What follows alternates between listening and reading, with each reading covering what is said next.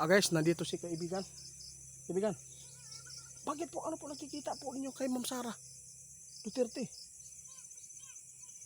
Ay, ayusin mo kaibigan, parang kinakabahan po ako sa sinasabi po ninyo. Bakit ano nakikita po ninyo? Guys, may nakita si kaibigan po ngayon, mga idol, no? Napakasama ito nakita niya sa karian patungkol po sa impeachment ni Sara Duterte. Talagang hindi talaga siya tatantanan, no? Naghahanap talaga sila ng butas. Sana po madipinsahan ito ng mga abogado niya. Sana hindi po magiba ang dipinsa nito. Parang dadaan ito sa maliit na butas, mga idol, before po makakamit ni Sara po ang kanyang sarili po dito sa impeachment, lalo na sa issue noon na 125 million, no, sa budget sa DepEd kung saan hinahanap ngayon. Kaya ito po mga idol, may nakita si kaibigan, nagmamadali si kaibigan. Gusto po ng ating kaibigan na maipaabot para hindi po kayo magugulat, mga idol.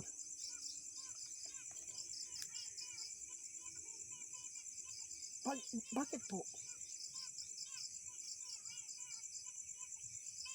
Mga idol, ito na ang hindi maganda. Hindi nila inaasahan, mga idol, no? Pabago-bago talaga ang panahon, minsan po talaga tagilid eh. Hindi po magka parehas ang dipinsa. Ngayon, may nakita si kaibigan. Kaya ipinapaabot po nila, nagmamadali sila para po kung sino man po ang mga supporters natin dyan na malapit po kay Ma'am BP Sara Duterte. Talagang ano talaga, no? I-ano po ninyo ang abogado.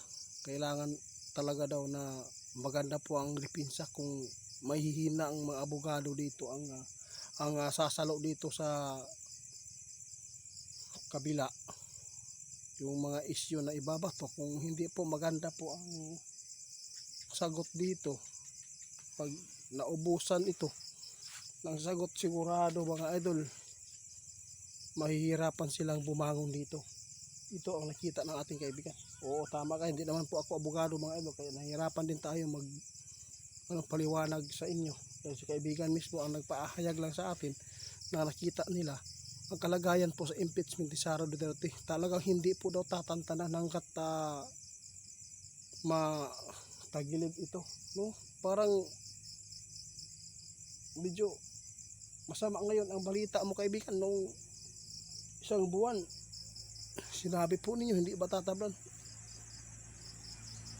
Tama ka, dahil sa tagal po, mga idol, pabago-bago ang estilo nila. Kaya marami po ang nag-study kung paano po talaga tatablan itong impeachment ni Sara. Yahat na.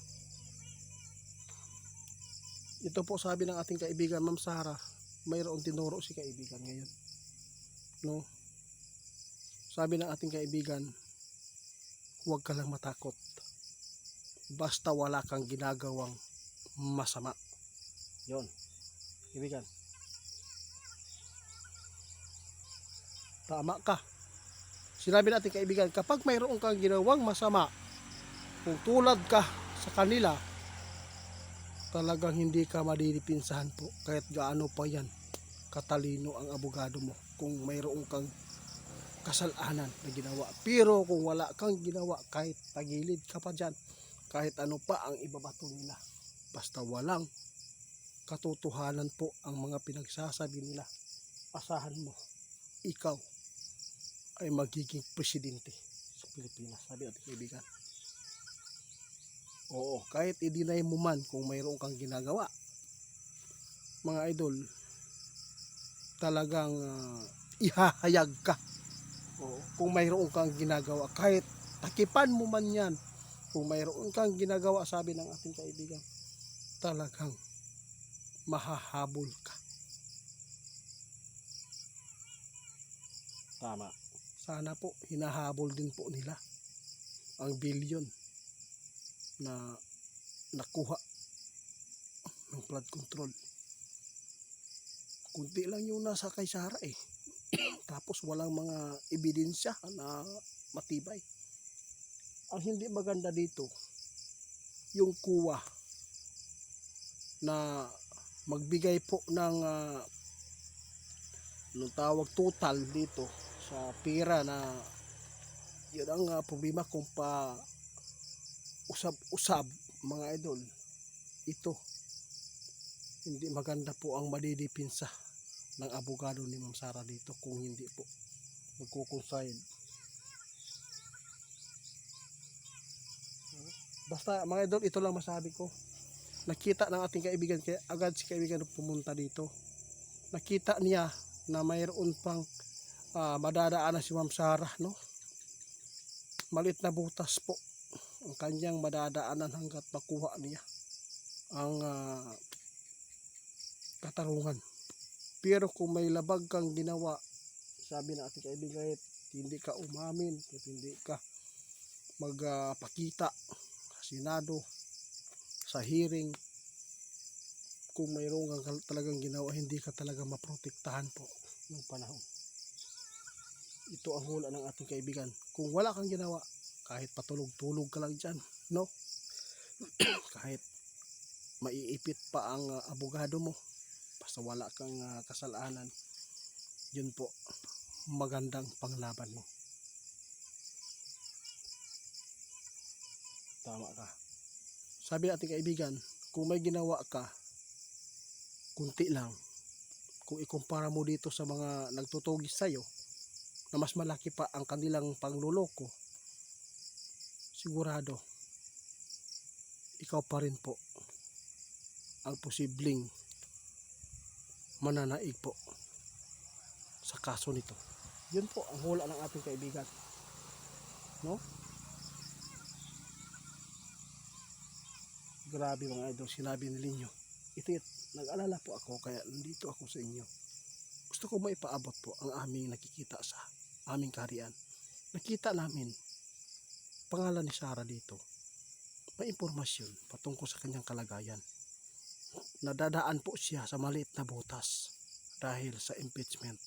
Dahil hahanapan siya talaga ng malalim pa na dahilan kung bakit ito ginagawa nila dahil sa politiko. Ayaw nila na mapaupo si Sara.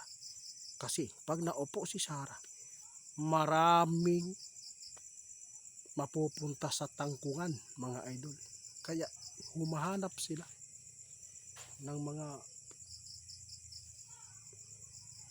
kayo na bahala mga idol. Hindi ko na lang taasan, no? Kasi si kaibigan man po ang nagpaabot sa atin. Hindi po ako abogado, hindi po ako tulad sa iba. Kasi sinabi ng ating kaibigan, kung